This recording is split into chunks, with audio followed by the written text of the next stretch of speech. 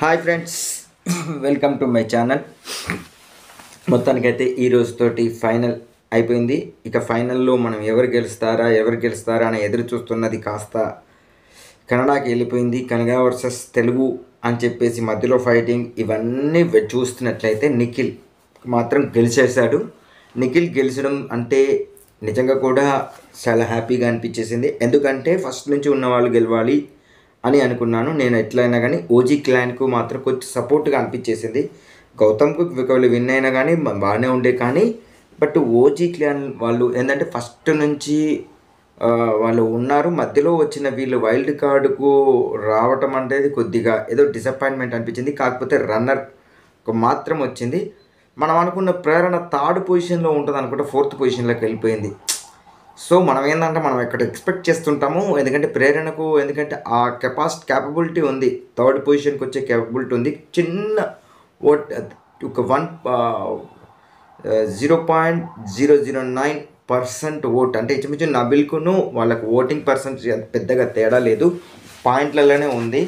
So ఆ points తోటి చిన్న మాత్రము తోటి నబిల్కు 4th పొజిషన్, మీది ప్రేరణకు 5th పొజిషన్, థర్డ్ పొజిషన్కి వచ్చి సార్ నబిల్కు 3rd పొజిషన్, ప్రేరణకు 4th పొజిషన్ వచ్చేసింది. మనం అన్నట్టుగానే ఫస్ట్ నుంచి మనం అనుకున్నట్టుగానే 5th పొజిషన్లో అవినాష్ ఉన్నాడు. సో అవినాష్కి వచ్చేసింది. ఇక మనము చూసినట్లయితే ఫస్ట్ ఎంట్రీ వచ్చేసి నాగార్జునది యాజ్ విజువల్.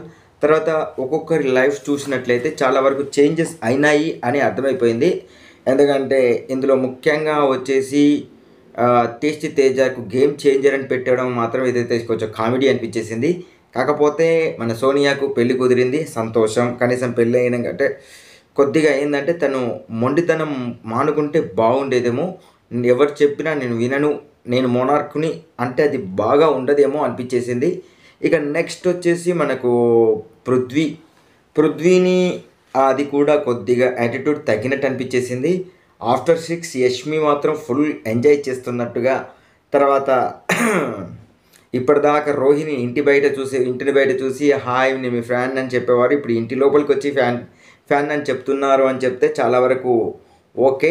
తర్వాత టేస్టీ తేజ గురించి చెప్పేసుకున్నాము. తర్వాత మనకు ఇంకొకటి గుర్తుపట్టింది ఏంటంటే శేఖర్ భాష.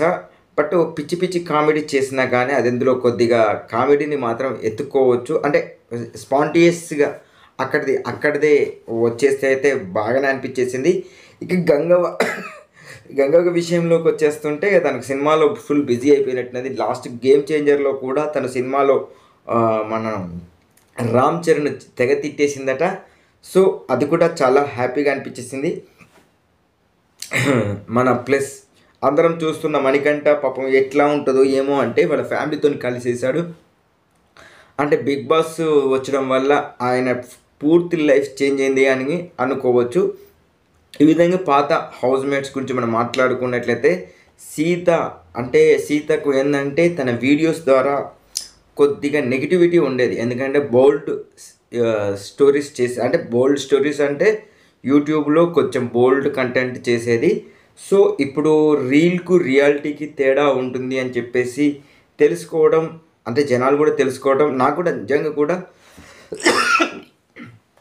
లాస్ట్ సీజన్లో ఒకరు వచ్చారు. బట్ తన క్యారెక్టర్ అంటే తన పిచ్చి గేమ్ చేయలేదు, కానీ కొన్ని వర్డ్స్ మాత్రం మిస్ అయ్యేది. బట్ సీత దగ్గర మాత్రం కొంచెం ఆ బ్యాలెన్సింగ్ మాత్రం మెయింటైన్ చేసింది అనుకోవచ్చు. ఇక తర్వాత మిగతా మనకు వాళ్ళ హౌస్ మేట్స్లో మదర్స్ వాళ్ళకి వెళ్తే నిఖిల్ వాళ్ళ మదర్ తెలుగు మాట్లాడడం అయితే చాలా కొత్తగా అనిపించేసింది. తర్వాత గౌతమ్ విషయంలోకి వచ్చినట్లయితే వాళ్ళ ఫాదర్ ఏదైతే చెప్పాలనుకున్నాడో అది చెప్పేస్తున్నాడు. అంతే తప్ప ఎవరు గౌతమ్ లాగానే, అంటే గౌతమ్ వాళ్ళ ఫాదర్ లాగానే గౌతమ్ ఉన్నాడు అని చెప్పొచ్చు. ఎందుకంటే మనం ఏది వాగినా కానీ మధ్యలో మాత్రం ఎవరు ఏది చెప్పినా వినేది లేదు. మనం ఏది చెప్పాలనుకుంటున్నామో అది చెప్పేసేయడమే వాళ్ళ ఇద్దరి యొక్క అది నేచర్ అనుకుంటా. సో అక్కడి నుంచి గౌతమ్కి వచ్చింది. ఎందుకంటే టేస్టీ తేజ ఎంతగానో మనకు విసిగిచ్చినా కానీ అక్కడికి మాత్రం కరెక్ట్గా అట్లనే మాట్లాడుకుంటా వెళ్ళిపోయాడు. ఇక తర్వాత మీకు ఇక ఒక్కొక్కరి వాళ్ళ ప్రేరణ వాళ్ళ హస్బెండ్ వాళ్ళతో గురించి కూడా మాట్లాడుతుంటే వాళ్ళ ఫాదర్ ఏజ్ మాత్రం తగ్గిపోతుంది, ఈమె ఏజ్ పెరిగిపోతుంది, ఇంకా అన్నలాగా ఉండేవాడు తమ్ముడు అయిపోతున్నాడు అని చెప్పేసి ఫీల్ అవ్వటం మాత్రం చాలా బాగా అనిపించేసింది. ఎట్లాగో అమ్మాయిలు తొందరగా ఏజ్లో కనపడుతూ ఉంటారు. ఇక నెక్స్ట్ మనకి ఎవరు ఉన్నారంటే అవినాష్ వాళ్ళ బ్రదర్ మాట్లాడుతూ నువ్వు టాప్ 5కి వచ్చేసావు, కప్పు గెలుచుకోవాలని చెప్పటం అంటే అది మన చేతిలో లేదు, కానీ మంచిగా నువ్వు కప్తో వస్తే మనం రాత్రికి అని చెప్పేసి మాట్లాడుకున్నారు. అంటే ఒకటి ఫుల్లు ఆఫ్లు అవి ఉంటాయి కదా, వాటితో మాట్లాడేసుకుంటారట. సో ఇవాళ కూడా ఖచ్చితంగా వెళ్ళేసి ఖచ్చితంగా ఫుల్లు ఆఫ్లతోటే మాట్లాడేసుకున్నారు అని నేను అనుకుంటున్నాను. ఇక నెక్స్ట్ మనకి ఇట్లా వెళ్తుంటే వీళ్ళందరి ఇవన్నీ అయిపోయినాయి కదా. ఇంకెక్కడైతే నబిల్ వాళ్ళ మదర్ ఫాదర్ ఏంటంటే ఇక ఏంటంటే వాళ్ళ ఇంతగానో మాట్లాడేవాడు కాదు, అంటే కొద్దిగా ఎక్కడికో జిమ్ కూడా సరిగా వెళ్ళేవాడు కాదు. బట్ ఇక్కడ మాత్రం ఇన్ని గేమ్స్ ఎలా ఆడుతున్నారో వాళ్ళే స్టన్ అయిపోయారట.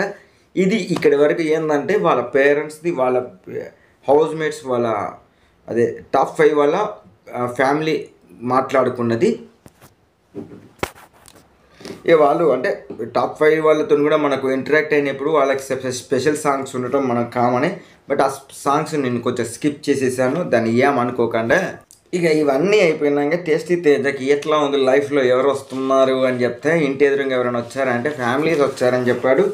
ఇక నాకున్నది 2 కోరికలు, ఒక కోరిక నెరవేరిపోయింది, ఇంకో కోరిక మాత్రం అలానే ఉందని చెప్పాడు. ఏంటంటే నాగార్జున గారు షర్ట్ వేసుకోవాలట. అది ఈ జన్మలో సాధ్యం కాదు. In the same way dressing sense కూడా కొంచెం నాగార్జున కొన్ని సజెషన్ చేశారు. లావుగా ఉన్న వాళ్ళు నిలువు అని, నాలాంటి వాళ్ళు అడ్డంగా వేసుకోవాలని. అంటే నేను డబ్బాలు వేసుకుంటాను కాబట్టి ఎలా ఉంటే అలా కనబడిపోతున్నాను. సో ఇట్లా కొన్ని సజెషన్స్ చేశారు. అయితే అట్లే కాదు, తర్వాత బీబీఏవి చూపించారు. బీబీఏవిలో మొత్తం ఇప్పటివరకు జరిగింది మొత్తం కొద్దిగా చూపించారు. బట్ మొత్తం చూస్తూ ఉంటే మనకు మొత్తం రివీల్ ఏమన్నా రివిజన్ అయిపోయినట్టు అనిపించింది అన్నట్టు. ఓహో ఓకే, ఇది ఇక్కడ జరిగింది కదా, ఈ సీన్ ఇక్కడ జరిగింది కదా, ఈ సీన్ ఇక్కడ జరిగింది కదా, ఈ సీన్ ఈ వారంలో జరిగింది, ఈ సీన్ వీళ్ళిద్దరి మధ్యలో జరిగింది, చాలా బాగా అనిపించింది. అప్పుడు మనం ఎట్లా అనుకున్నామో అన్నీ కొంచెం మనకేందంటే మెమరీ వేసుకున్నట్టుగా అనిపించేసింది. ఇక తర్వాత విన్నింగ్ స్పీచ్ అని చెప్పేసి కొద్దిగా చిన్నగా గేమ్ ఆడిపించేశారు. అంటే మనతో ఉంటారు కదా, ఒక్కొక్కరు ఒక్కొక్క విధంగా. అవినాష్ కొద్దిగా అటు ఇటు తక్కువ బాగా చేశాడులే అనుకుంటే గౌతమ్ ఇంకా బాగా చేశాడు. ప్రేరణ మాత్రం ఓ రేంజ్లో వేసింది. యాక్చువల్గా సోనియా నేనే టైగర్ని అని చెప్పుకున్నది. అలాంటిది సోనియా ఈరోజు ప్రేరణ నిజంగా కూడా టైగర్ అనిపించేసింది. నాకైతే అది చాలా సక్సెస్ అని చెప్పుకోవచ్చు ప్రేరణకు. ఎందుకు అంటే నేను మాత్రమే అని మాట్లాడే సోనియా ఒకసారి నిజంగా కూడా నేనే టైగర్ని అని ఫీల్ అయ్యే సోనియా ఇంకొక వేరే వాళ్ళని టైగరస్ అని చెప్పడం మాత్రం చాలా వెరైటీ అనిపించేసింది మొత్తానికైతే. ఇక బెస్ట్ హార్ట్స్ వచ్చేసి మనకు ప్రేరణకు వచ్చేసి బెడ్రూమ్, అంటే తన డ్రాగన్ ఫ్లై రూమ్లోని తన బెడ్రూము. నబీల్కి వచ్చేసి గోల్డెన్ రూమ్, ఎందుకంటే అక్కడ కూర్చొని అన్నీ అబ్జర్వ్ చేసుకుంటూ చూసేవాడు. బట్ ఇన్ఫినిటీ రూమ్ కూడా పెడతాడేమో అనుకున్నాను 2 హార్ట్లు తీసుకొని, ఎందుకంటే ఫస్ట్ టైం ఆయన తీసుకొచ్చిన దాంట్లో ప్రతి దాంట్లో సక్సెస్లో మనకు ఫస్ట్ మెగా చీఫ్ కానీ ఫస్ట్ ఇన్ఫినిటీ రూమ్లోకి వెళ్ళింది కానీ నబిల్. బట్ గేమ్ చేంజర్ అని చెప్పేసి నబిల్ కూడా పెట్టొచ్చు, కాకపోతే మధ్యలో కొద్దిగా తగ్గాడు కాబట్టి మారిపోయాడు. తర్వాత అవినాష్ వచ్చేసి బాత్రూమ్ అనుకున్నాడు, కానీ లివింగ్ ఏరియా ఏంటంటే ఇక్కడ ఏం జరిగినా అది, కాకపోతే ఆయన స్కిట్స్ కూడా అక్కడే జరిగాయి కాబట్టి ఆయనకు అది ఇష్టమేమో నాకు అనిపించేసింది. గౌతమ్ 2 ప్లేస్లు, ఒకటేమో నా బెడ్రూమ్, రెండోదేమో అదే సేమ్ మన గార్డెన్ ఏరియా. నిఖిల్ కూడా సేమ్ వచ్చింది. అదేంటి వీళ్ళిద్దరు ఎప్పుడు క్వైట్ ఆపోజిట్ ఉంటారు కదా అని చెప్పేసి అనుకున్నాను. బట్ ఇద్దరికి ఒకటే ప్లేస్ నచ్చింది, బట్ చూసే దృష్టి వేరు అని అనిపించేసింది. ఇక నిఖిల్ కూడా same as it is bedroom and అసలు బెడ్రూమ్ కాదు ఇది, బెడ్రూమే.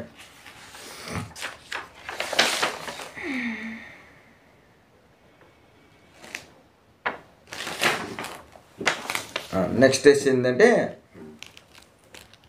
ట్రోఫీని రివీల్ చేశారు. బట్ చాలా బాగుంది కదా ట్రోఫీని. నాకైతే ఇక తర్వాత ఇప్పటి వరకు ఏంటంటే ఐదుగురు ఉన్నారు కదా, ఒకరిని ఎలిమినేట్ చేయాలి కాబట్టి, అంటే ఎలిమినేట్ అంటే బయటికి తీసుకొచ్చాలి కాబట్టి ఉపేంద్ర గారిని ఇన్వైట్ చేశారు. బట్ యూ అండ్ ఐ చూస్తే మాత్రం ట్రైలర్ చాలా అదిరిపోయింది. నువ్వు నేను అని సినిమా అని చెప్పేసి ప్రీవియస్ వచ్చింది తెలుగులో, అంటే ఆ సినిమా టైటిల్ లాగానే ఇది ఐ అండ్ యూ అని చెప్పేసి యూ అండ్ ఐ సినిమా చాలా బాగా ఉంది. సో ఫ్యూచరిస్టిక్ సినిమా, బట్ ఎట్లా ఉంటుందో ఏంటో థియేటర్లో చూస్తే తెలుస్తుంది మనకు సినిమా రిలీజ్ అయ్యేదాకా.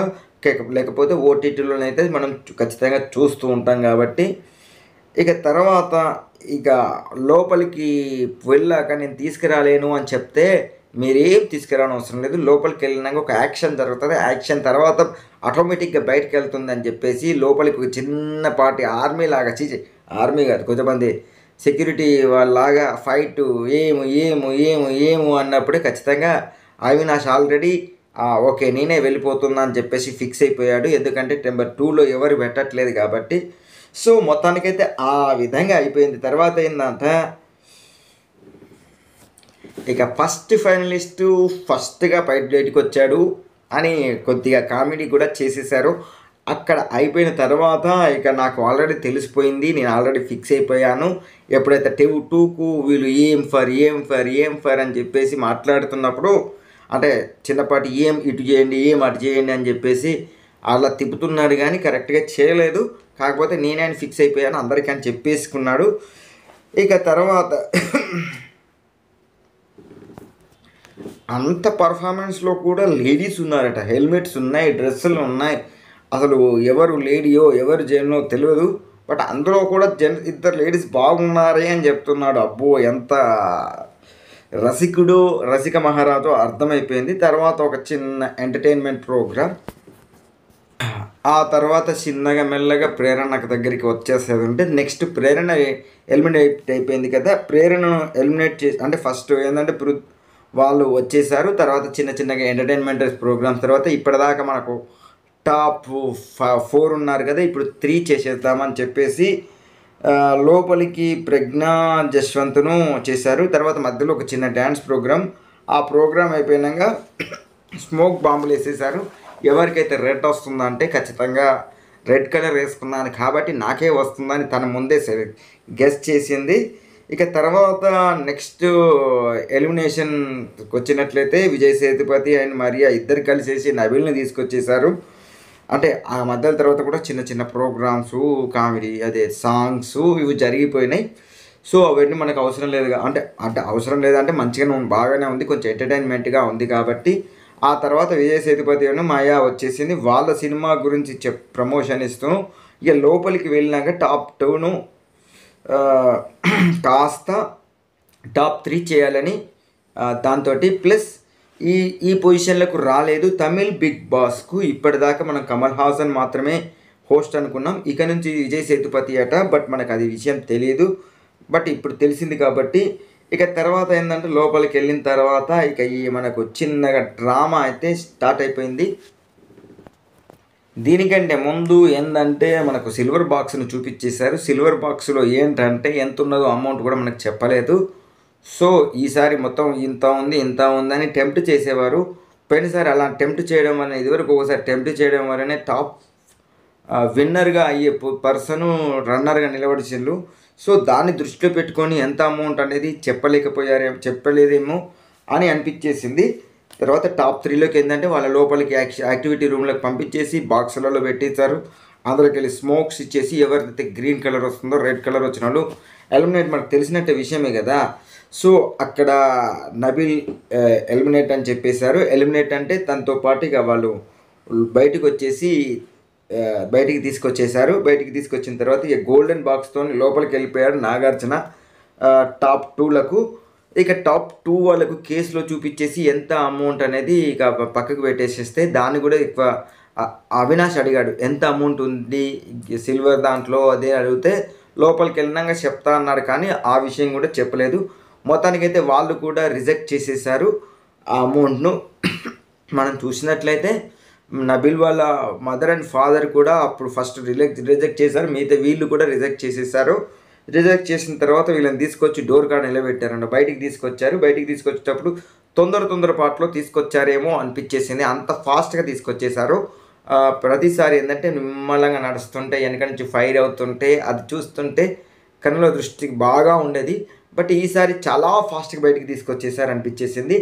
ఇక తర్వాత గేమ్ చేంజర్ వాళ్ళని డోర్ కాడ నిలబెట్టేశారు. బయటకు వచ్చినాక బయట డోర్ కాడ నిలబెట్టేసి ఇప్పుడు చీఫ్ గెస్ట్ని పిలుస్తున్నా అని చెప్పేసి chief guest Ram Charan game changer గురించి తర్వాత గేమ్ చేంజర్ బయటకు వచ్చిన తర్వాత ఒక్కొక్కరి గురించి పరిచయం చేస్తుంటే గంగవ్వ తెలుసు, నాకు వీళ్ళు తెలుసు అని ఒక్కొక్కరు చెప్తుంటే పరిచయం చేశారు. అయితే అంతకంటే ముందు నాగార్జున గారు ఏవి పెట్టేశారు. ప్రతిసారి ఇది కామనే జరిగేదే. ఇక తర్వాత వీళ్ళిద్దరు టాప్ 2 అని చెప్పేసి మాట్లాడిన తర్వాత ఇక విన్నర్ను అనౌన్స్మెంట్ చేసినప్పుడు నిఖిల్ను విన్నర్గా చూపించారు. ఇది ఇక్కడ వరకు జరిగింది. చిన్నగా బ్రీఫ్గా ఒక 15 to 20 మినిట్స్లో ఈ వీడియోని ఓడగొడదామనే ఫిక్స్ అయిపోయి ఇంత ఫాస్ట్గా నేను చేశాను. ఇది నా రివ్యూ కనుక నచ్చినట్లయితే లైక్ చేయండి, నా రివ్యూస్ని అందరికీ అందేలాగా షేర్ చేయండి, మా ఛానల్ను ఖచ్చితంగా సబ్స్క్రైబ్ చేసుకోండి. Thank you.